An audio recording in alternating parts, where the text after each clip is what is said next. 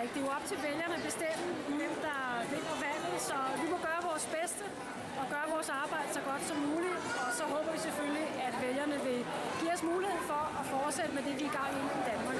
Vil du stadig have den samme regering, som I har startet med i år? Vi er rigtig glade for at være Radikale og SF i regeringen, og vi er også meget stolte af alt det arbejde, vi har gjort indtil nu.